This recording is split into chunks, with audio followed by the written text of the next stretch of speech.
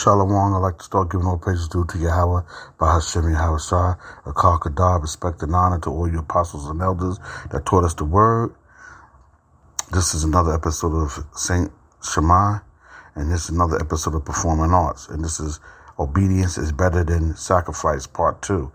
But before I go into that, I want to give an illustration. So let's say you was invited to a party, right?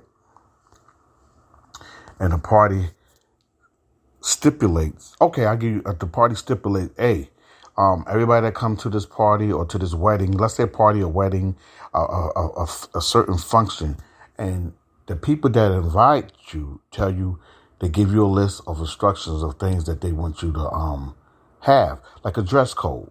Okay, so the dress code says everybody has to come in, they have to be dressed in all white. Okay, or the dress code says everybody has to be dressed in all black, let's say the dress code says everybody has to be come and dressed in all blue.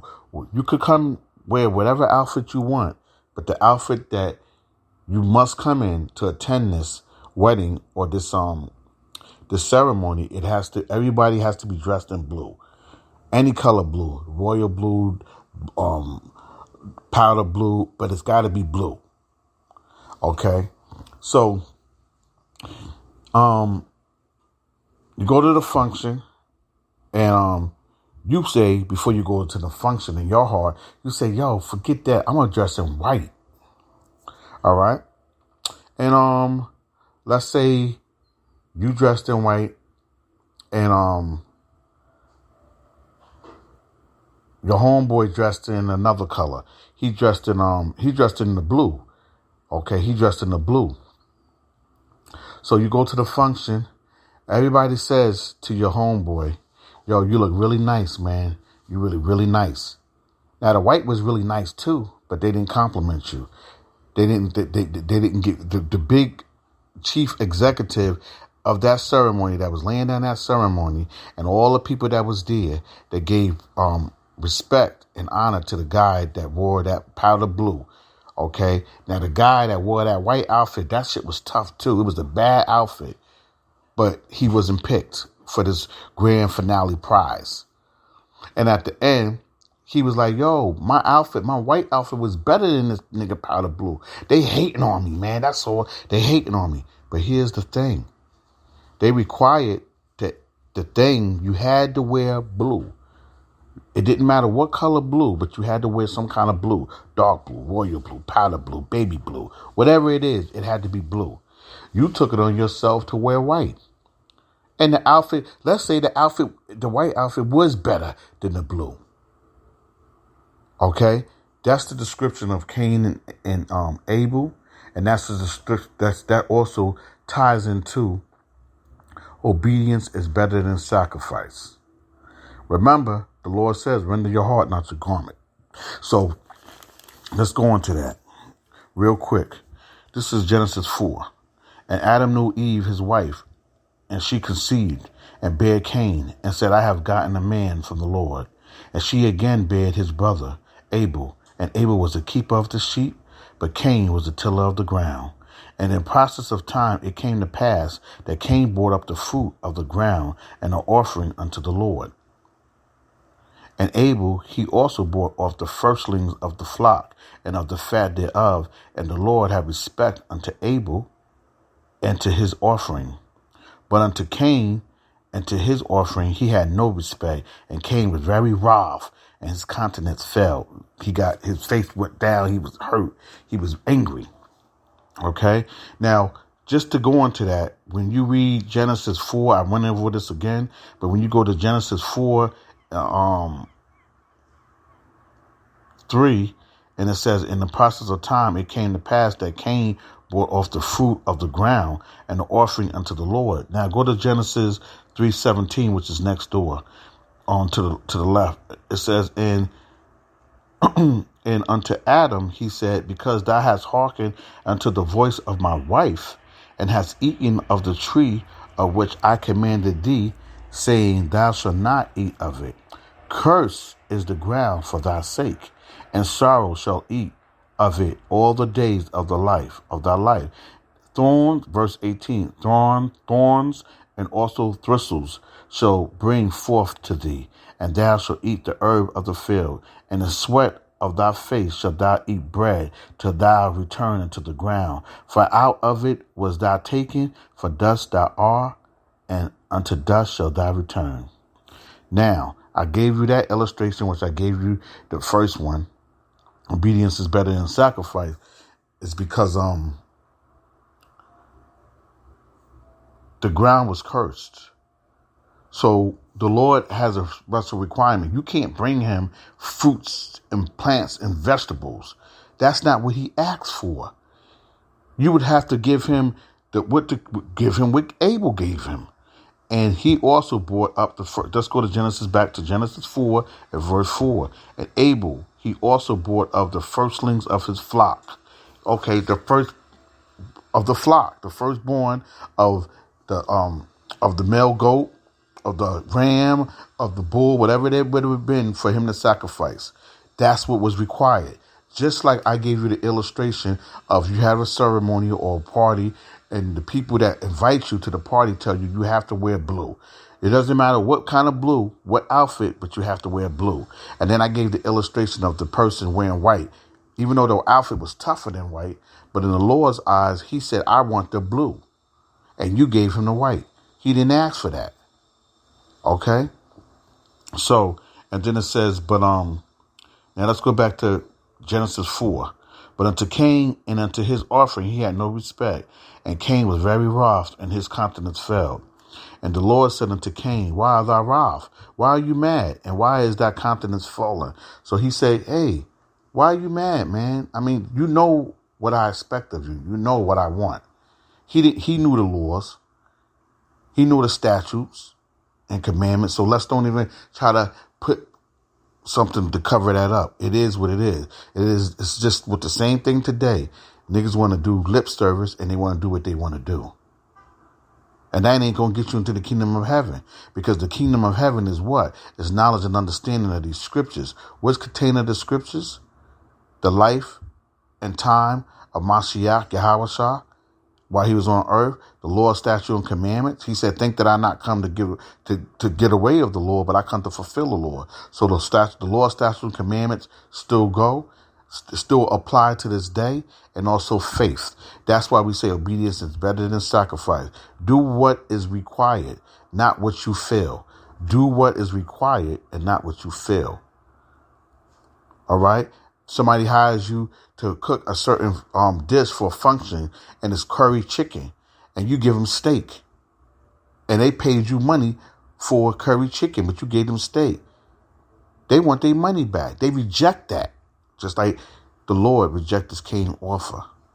Now let's get back into Genesis 4 and 6. And the Lord said unto Cain, why art thou wroth? And why is thy countenance fallen? If thou dost well, shall thou not be accepted? And if thou dost not well, sin lie at the door. So you got a choice. He gave him an option. He knew the option, but he did what he wanted to do. And unto thee shall be his desire, and thou shalt rule over him. And Cain talked with Abel, his brother. And it came to pass, when they were in the field, that Cain rose up against Abel, his brother, and slew him. And I also want to touch on one thing, too. This is what you require when you have the Lord in your life and you're doing what is required. You got to glow to you. And I'm a witness of that. You got to glow to you. Okay? And when you have a glow to you, you got these suckers that's envying you, but you tell them about Yahweh Bashem Yahweh Shah.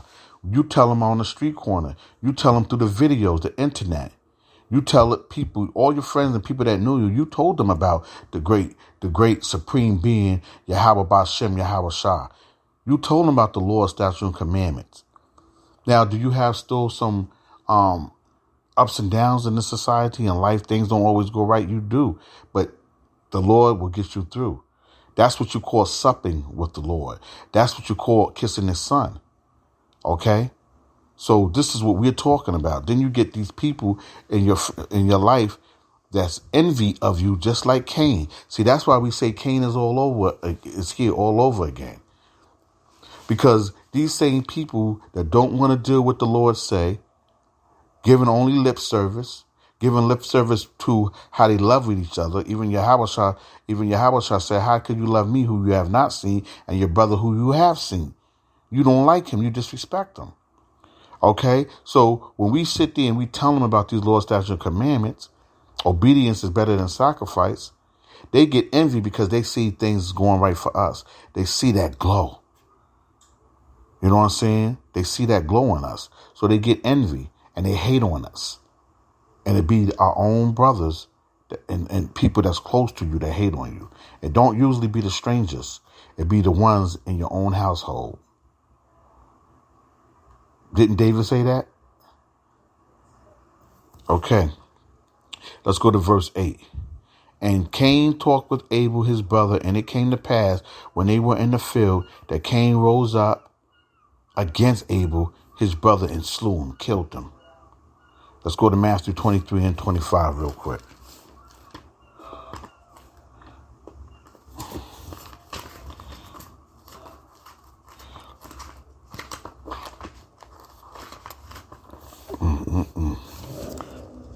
Matthew 23 and 25.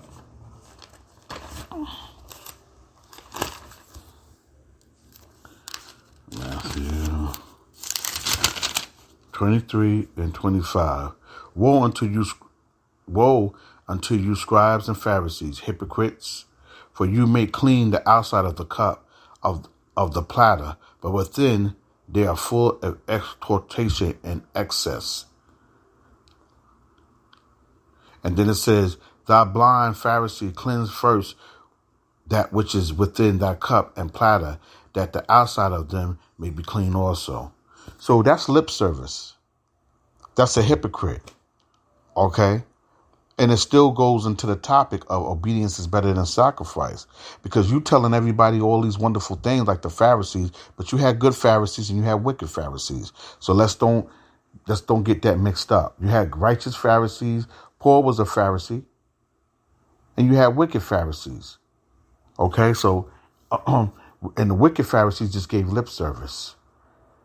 They didn't do that scripture in that verse, render your heart, not your garment.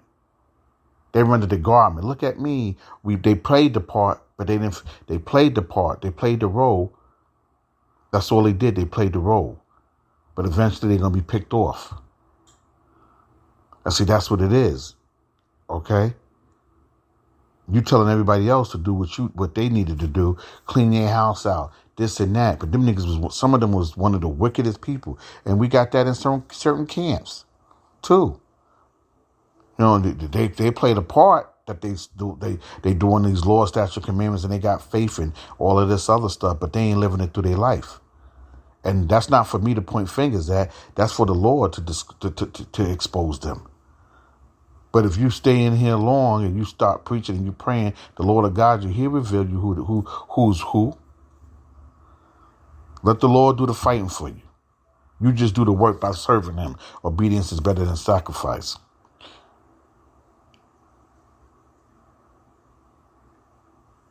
And here's another good part. Woe unto you, scribes and Pharisees, verse 27.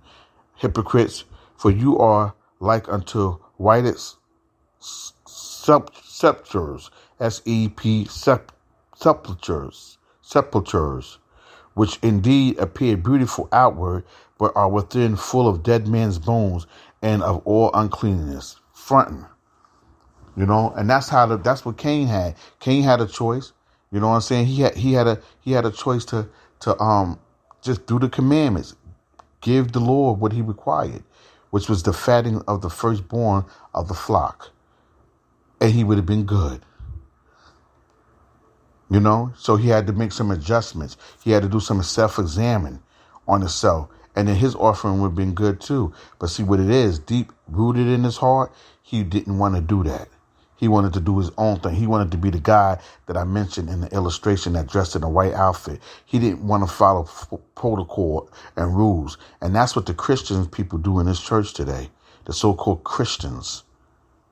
They play a role. They give lip service, but they don't follow none of the Lord's rules. The Lord don't give Halloween. The Lord don't deal with Halloween. The Lord don't deal with these satanic days, Thanksgiving, which people fall into. The Lord doesn't do Christmas.